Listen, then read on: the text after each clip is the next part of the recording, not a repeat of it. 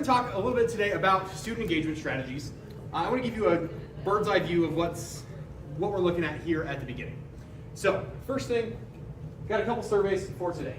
If you haven't yet, and you can fill out our informed consent, that's just me getting the legal hoops to jump through that I'm going to collect some data from you.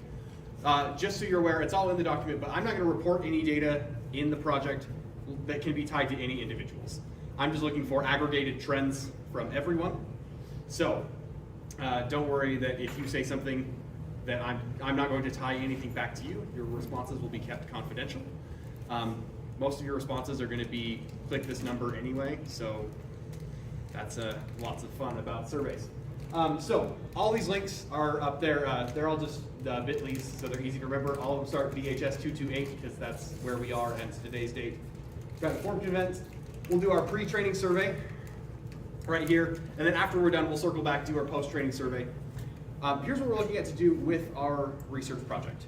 I say our, but I mean, you guys can help me write it if you want. But we're taking a look at student engagement strategies. I've got a list of 9 targeted strategies that we're going to go over, and we're going to do a quick little pre-assessment, see how comfortable you are with these strategies. Some of them you've probably heard of before, some of them may be new to you. We'll do a quick little training session on these, and then review at the end how comfortable, how knowledgeable you feel about these strategies afterwards.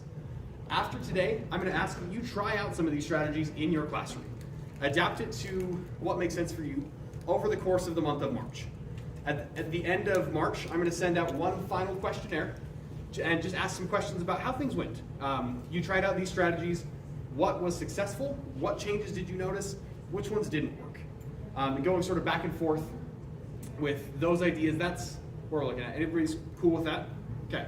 So if you want to, before we jump into it, we've got a quick little 9-question survey on this link here, bit.ly/BHS228pre.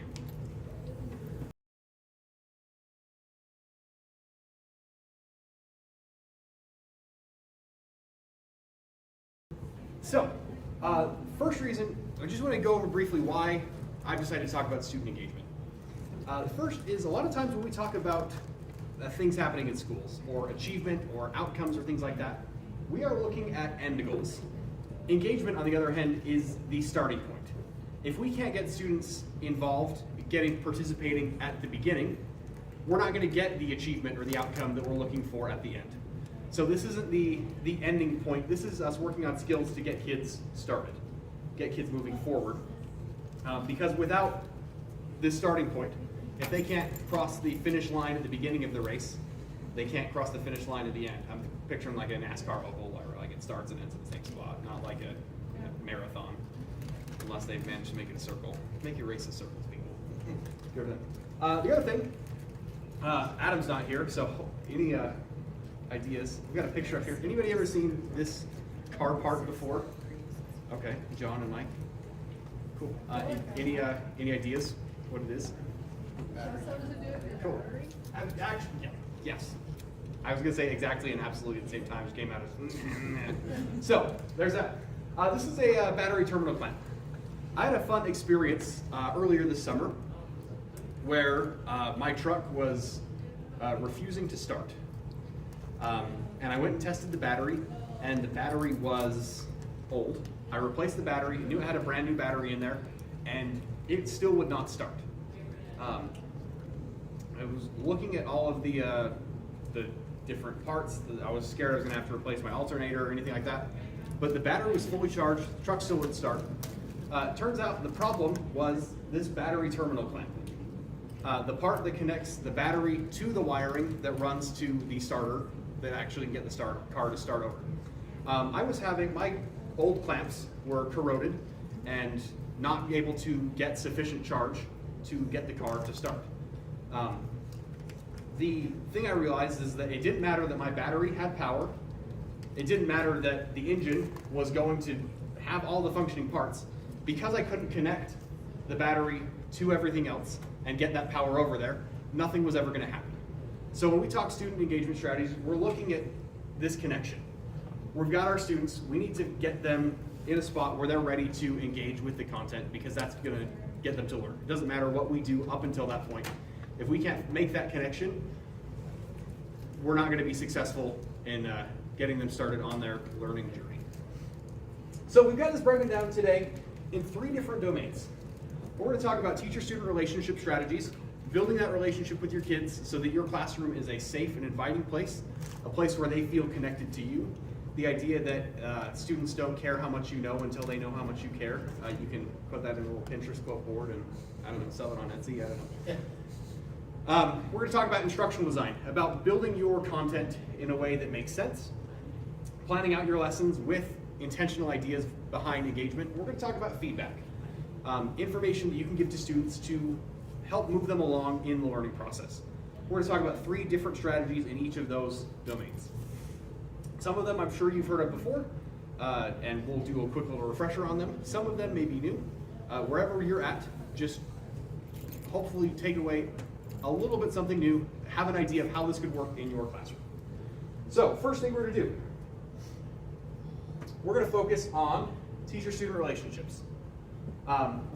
First strategy up here, one of my personal favorites, is our 60-second early break.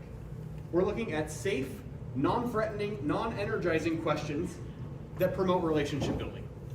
If you've never participated in one of these before, this is the first time hearing, this is basically how the strategy is going to work. The teacher is going to provide some sort of prompt and give 1 minute of time for students to answer it with each other, to talk about it amongst themselves. You as a teacher have the opportunity to wander the room, listen in on conversations. At the end, you can share some of the ideas that you heard around the classroom. And finally, you can give a chance to respond to the prompt yourself, get energy focused back on you, attention focused back on you, and move forward. This works really great at different times of classroom or different times of your lesson. I've used this successfully at the beginning as a nice little welcome anticipatory activity. I've used it in the middle of lessons when you see that kids are starting to drag a little bit, starting to lose focus, lose some energy. And it works really good at the end. That time that normally gets wasted of kids herding like cats at the door waiting for the bell to ring. Great chance to work on some of these relationship building activities. Just so we have the chance to try this out. Make sure we're going to use these things, see how they work. We'll use one of my personal favorite questions. I want you to talk to your neighbor for the next 60 seconds. What is your 3rd favorite zoo animal? Not your favorite one. Not your 2nd favorite. Not the one you went to the zoo to see in the first place, but the one you're happy to see when you get there. You've never been disappointed by this animal. It's not your favorite. Take 60 seconds. Ready, set, go. Sure. Really?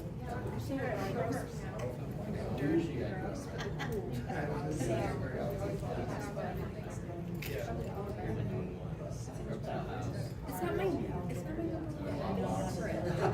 It is one that I always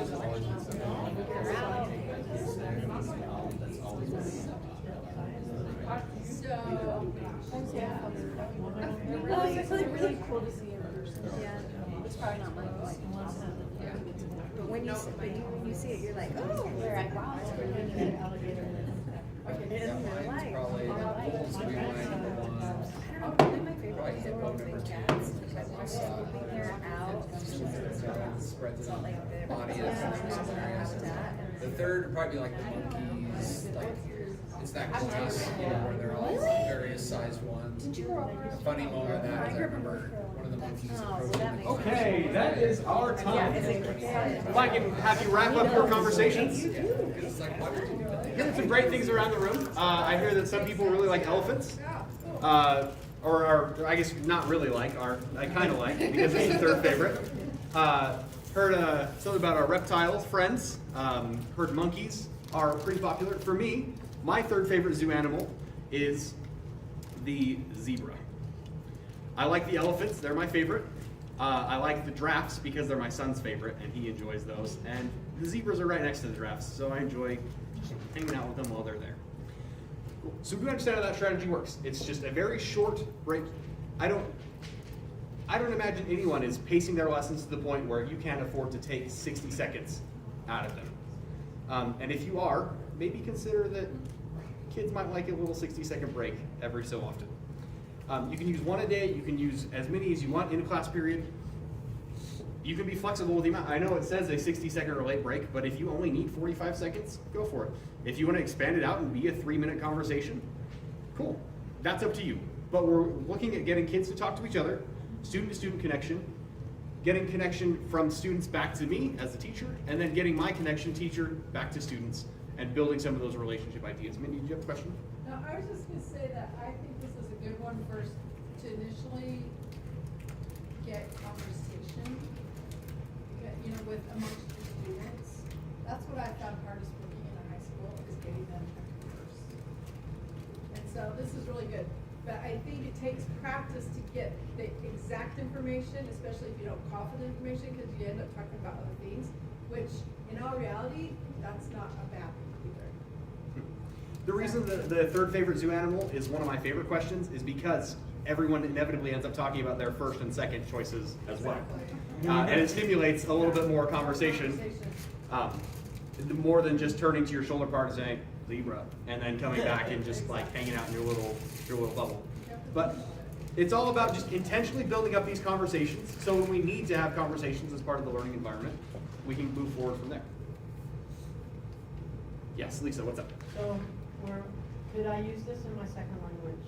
Absolutely, go for it.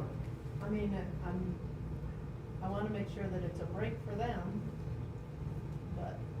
Yeah. So could This might be a you- bit of a stretch for your Because beginners. I do things like this all the time, but I would do my prompt, my idea beforehand to demonstrate what it might sound like. Sure. And a lot of what we're going to talk about today with these strategies, I'm going to present them as basic bare bones as I can. You take it back and you run with it. Okay. You adapt it to how it makes sense in your room. I'm thinking too, like, cause in your classroom, you only speak the language that you're learning. Like, do you We let them speak try. English? In a perfect Try world, not to. you would, right? I mean, I'm just wondering. Yeah. Because one And thing I- you could do with a relay break, just thought, I don't know how it works, but you could say, okay, now talk about which word is the most difficult to pronounce for you. Well, that's a good Or idea. something like Yeah. that, you know, and then they're still speaking English, but they're still speaking your, Uh-huh. the They're language thinking of the too, word but they're themselves. still discussing, like, there's ways you could put in both where they still have a break and then talk. Cause I do 2 to 3 brain breaks a day, but we're usually playing a game or doing an activity in the language still. And one thing I would just say off Mindy's as a caveat, I would start these out as a curricular focus. I would focus on things that are Building your intentionally outside of the curriculum, so it doesn't feel like we're looking for a right or wrong answer. It's just a chance for us to get to know each other better. Any other questions, follow up about 60-second relay breaks? Yes, Caitlin. I was just wondering if you ever have struggles getting particular students to turn and talk to their neighbors. And And what are your like Yeah. strategies for getting them involved in these kind of types of activities? I'll usually go around and make a partnership if I need to. Okay. Just sort of be there to facilitate the conversation. And after 2 or 3 times, they seem to warm up a little bit. You've got some kids that really don't want to participate. And part of the reason we're going to talk about multiple strategies and multiple ideas is because you've got some kids that 60-second relay breaks are not going to work for. So we're going to talk about a bunch of different strategies, so you've got a whole gamut, a whole toolbox to pull from. Okay.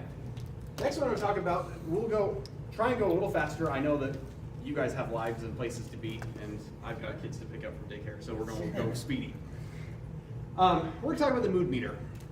This is something coming out of a little known research university called Yale. Dr. Mark Brackett is the person behind this. I know it's no Harvard, but the idea behind this is we're going to give a chance for students to be able to recognize their emotion and communicate it without having to come up with a word. A lot of our feelings are hard to describe. Sometimes we don't know if I'm depressed or if I'm just sad or if I'm melancholy or blue. I don't know if I'm happy or elated or content. If I'm frustrated or angry or pissed, whatever. We're going to use a more friendly vehicle for talking about our emotions. We're going to use this as a tool to gather data from a class collectively and a chance to follow up with kids individually. Again, all just about helping you get a pulse for where your room is on any given day, and giving you a chance to have a follow-up conversation with students. So if you can, if we still got devices here, come to this link right here, bit.ly/BHS228MMEX. I promise that bit.ly makes sense in my head. It's a lot of letters. Otherwise, they're supposed to be shortened URLs, and it's kind of long, but it's BHS228MMEX. And I just want you, when you get to that form, to tell me how you're feeling today. This graph works based on looking at pleasantness. Is it a happy or sad emotion? And on the energy. Is it a high energy feeling or a low energy feeling? If you are happy and have lots of energy about it, you're going to be up in the yellow. If you're feeling good but tired, maybe, content, down in the green. You're feeling kind of blue. Not a whole lot of energy, but ready to move forward. We're going to be here, or not a whole lot of energy, still a little on the sad side for blue. You're fired up because you're angry about something, that's up in the red. We're just going to keep it these 4 categories here. Then I've got this form. Hold up.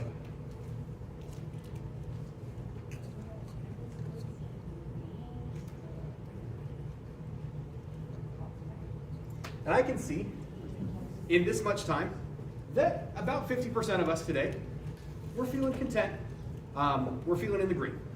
Not a whole lot of energy, but we're moving forward. We're happy. I'm disturbed that red, yellow, blue, and green are different colors. That is, Come on, Google. That's the deal. that is unfortunate. I didn't realize that until you pointed it out. This is a little hard. Green was right though, so thanks for me. At least they got the most. Yeah, that is unfortunate. So, I can see, looking at this, that 50 of you guys, or 50% of you, are here in the green, and 25% are here in the blue, that is now yellow. So I know 75% of my respondents here are having a low energy kind of day. We might need to do some sort of activity to pick up the energy a little bit in our room, but most of us are feeling pretty good. Some of us, on the other hand, maybe need a little bit of attention, that something's not super pleasant. And I'll know that in my group, since we've got 8 respondents using our fractions, one person having a great day. And one person, on the other hand, is pretty angry, pretty fired up. Or they just got the collarbone. Or they- marked it. User error. That's fine. As a teacher walking into my room, this is going to be helpful to know as I get ready to go on my lesson. Don't head out that door. It'll Please yell do at you. not go out there. Yeah. That door has an alarm on it. Don't go out that door. Or do. Is he gonna? Crap, I've already turned off it once today. Okay. Anyway. Oh, I can't get past what just happened. You went. Oh my gosh. That is, all right, sorry. Okay. I'm just flabbergasted. Anyway. Is there a category for Can we flabbergasted? redo the colors again? So, the other thing I would suggest as we come through here, I might not take time at the beginning of class today to say, okay, whoever is in my my red category, who is ever really angry, I might not take the time to stop and say, hey, what's going on? Maybe I will. They're just sitting on. But what I might do, as I go through the example a couple times, as I do this multiple days in a row, if I notice that someone like Mindy is always in the red when they come to my class, every day this week, that might be a chance for me to relate to Mindy and say, you know what, I don't really want to be here at school either. So let's talk about this and see if we can find a happy little medium. I like my job, just for the recording. Gives you a chance to follow up with students. If you like, I'm going to send out this slide. I built this as a template. If you would, oh my gosh. If you would like to have this as a template already, that link right there will copy that form we just made. You don't have to use it as a Google form either. You can get different colored sticky notes and have people hold one up. You can do this as a campus discussion. You can, any way you want to use it, go ahead and adapt it for your room, your I use phones. the number between those things, but I think it's just saying number. Okay. The numbers are great. The biggest reason I like these colors is because numbers are a one-dimensional line, and this little quadrant allows us to go in two different aspects. Cool. And if that works for you guys, awesome. But using something to get the general pulse of your room. Next activity that we're looking at, next engagement strategy, we're going to talk positive spark. Something you can do to bring up the energy in your classroom. Get students interacting with each other in a way to promote a positive experience. I'm going to leave this up to your creative imagination, but here's some activities to consider trying. Maybe it's movement. Maybe it's, hey, get up and we're going to have a little dance party, or we're going to walk around the room and meet someone new, or we're going to do a couple jumping jacks. And as much as kids say, no, I hate this, they're going to do it because they secretly deep down like it. Touch. We're talking like high fives, fist bumps kind of touch. Just throwing that out there, clarifying. Talking We're about gonna- relationships, though. We're talking hand-to-hand kind of contact. Not like hand-to-hand kind of contact either. Not mouth-to-mouth. Not getting friendly with your neighbor. Just being a handshake, a fist bump, and an elbow tap. A quick verbal or nonverbal interaction. Quick, turn to your neighbor and tell them something positive about your day. You can even give them something to say to their neighbor, like, thanks for being my neighbor, with a thumbs up. And like, they're gonna hate it and it's cheesy, but eventually they're gonna say, thanks for being my neighbor enough. They're gonna start appreciating the person sitting next to them. You can also do this with things you're sharing. If you wanna start off class with some of your favorite music from when you were in high school, and kids are like, this is so old, I hate it, but they don't. They like it. They'll learn to like it. Share a funny video. There are wonderful little gems on YouTube that are less than 10 seconds long that are a lot of fun. Memes are great. I don't know if any of you guys are prolific memers or share them with your kids, but try it out. It's fun. You can make them content related. You can make them about school. You can make your own, or the internet has plenty to go around. Just making sure we're moving right along. Next set of strategies we're going to talk about, we're looking at things you can do to when you are in the planning stage of your lesson to promote engagement. First thing we're going to talk about is consider differentiating your instruction. Doing things differently to reach all your kids. When we talk about differentiation, there are really 4 things that we can change in a lesson plan. First, we can change the content. If you don't need to if you have a broad overarching standard that you're trying to teach, and you can use one learning resource or another, switch it up. Try something different. Give kids the option of picking which version they'd like to take. An example from my class, we've got a final project where they're talking about doing a report on some genre of music, and I'm not going to be prescriptive about that. I'm going to let them pick the music they're interested in learning more about. Have a chance for them to have some voice in the content of what they're going to learn in class. Next, consider changing the process. Some kids are going to like learning in a lecture format. Some kids might respond well to a small group discussion. Some people are going to do well with doing their own independent research. And just being a little more fluid on the learning process, what you're going to do for that. The projects or the product, consider changing up. If you can assess the students understand the standard in multiple ways, provide multiple ways to do it, or consider doing it different ways. Maybe a kid is really going to struggle on a test because they have anxiety about testing. But if you gave them a project to make a video where they could solve a problem, and they can show they know how to solve that problem in a video, and you can see it in the video, they know how to do it, that's a valid form of differentiation. Finally, you can change up your learning environment if you want. We can rearrange our classroom. We can pair kids together or pull them separately. We can change the format of how we use our class time. Just all it is taking what we want kids to know and finding different avenues of getting to that destination. And any questions off the cuff about differentiation? This is something we've heard about before, something we're a little bit familiar with. Just get creative. At the end, when I approach differentiation, all it is here's my standard that I'm trying to teach, and what different routes could we take to get there. Next, we're going to talk technology integration. I don't have time today to talk about every tech tool you could use in your classroom, and honestly, I don't want to do that. As I was sitting here planning, like, what's the tech tool that I should show in this section? And I don't want to throw a tool at you just for throwing a tool at you, just for the sake of using technology. I just want you to think about ways you can use technology to engage your students. On the 3 considerations I want you to make are teacher tech, things that you're going to use to present to your students, whether that's sharing a video instead of lecturing about a concept, or student tech.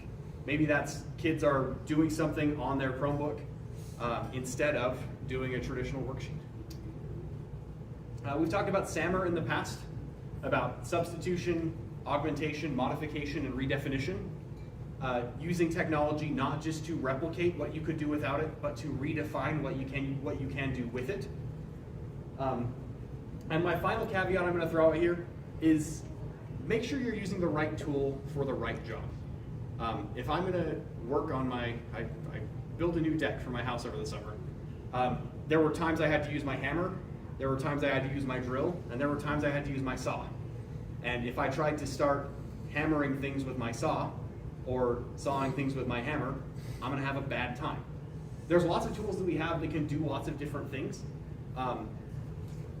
But one thing I've noticed as I've talked with other teachers as doing the ed tech coach kind of thing, that sometimes we're trying to do the whole square peg in a round hole with our technology.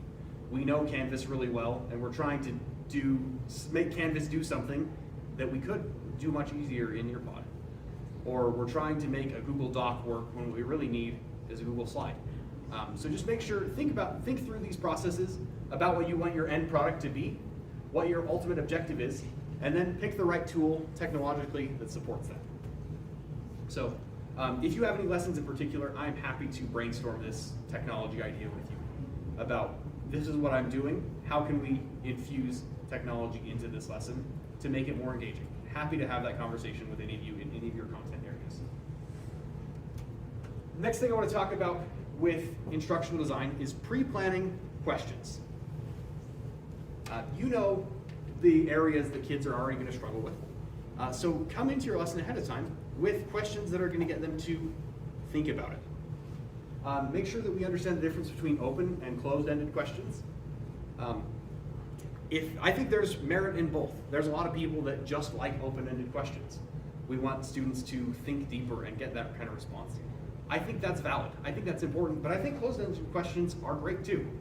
But consider that instead of singling out kids for a closed answer or a closed-ended question, I found a lot of success having students respond to them non-verbally.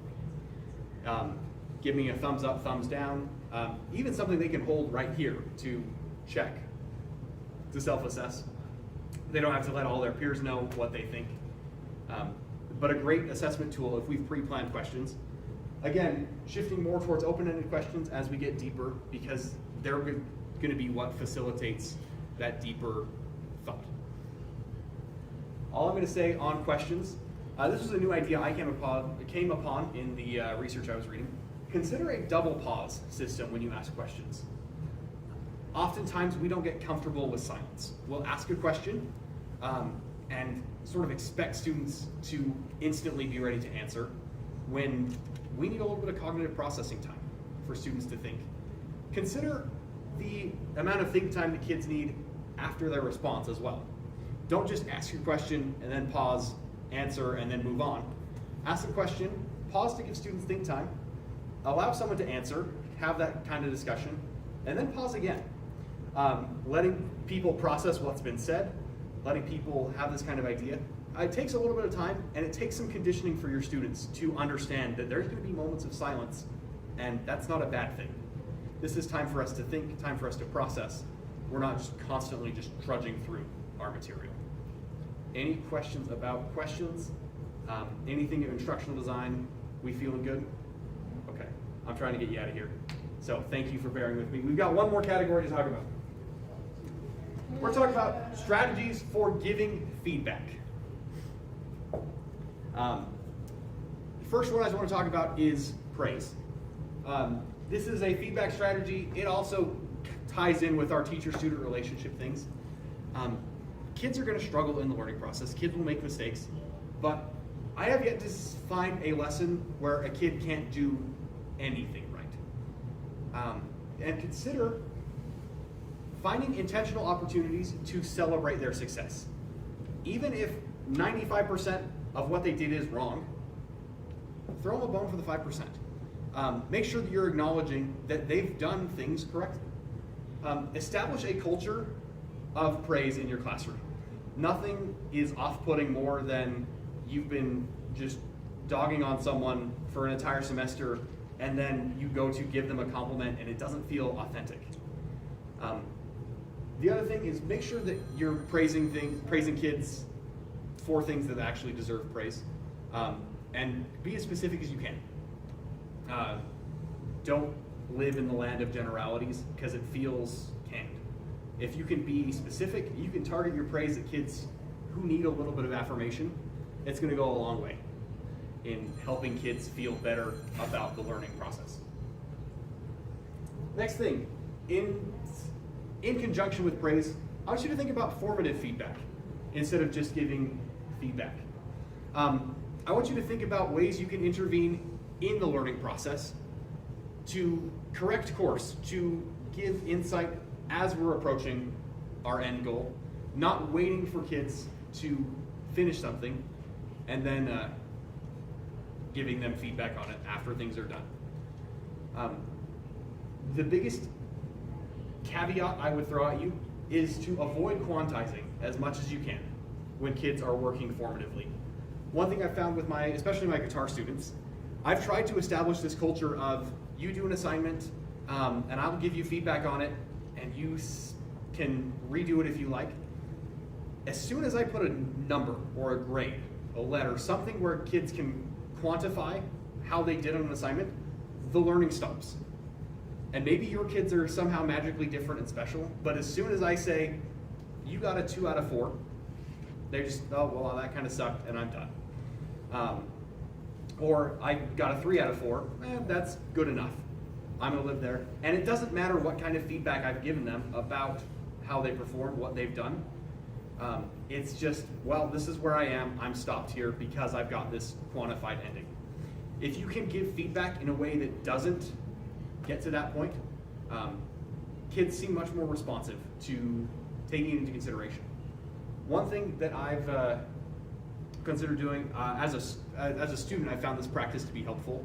Instead of turning in an assignment and getting a grade on it, turn in an assignment and basically, or establish this idea that every student can get an A or whatever, a perfect score on your assignment, but you're not going to give a score until it's perfect, until it's ready. Have students submit something, give them feedback, have them tweak some things, and send it back in. Try working on that idea instead of just along the way of, here's a C, and just kids are going to live with that C. As much as you can, try giving feedback without being quantifiable about it as they're learning. That's going to help cement this idea. Goes hand in hand with our last strategy of just promoting our growth mindset. This is my favorite quote on growth mindset. This is from Jake the dog in Adventure Time. It says, dude, sucking at something is the first step towards being sort of good at something. And I hope that we are establishing cultures in our classroom where kids can be comfortable with that.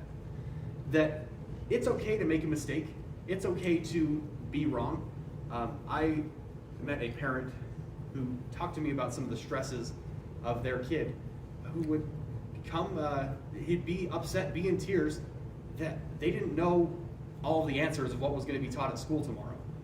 And mom having to reassure this kid that that's the point of going to school. You're not going to have all the answers. We're here to teach you. You're here to learn. Especially by the time we've gotten to high school, we've got a lot of kids dealing with this idea of learned hopelessness, of entrenched failure. So as much as you can, establish a classroom culture that it's okay to make mistakes. It's okay to struggle with new content.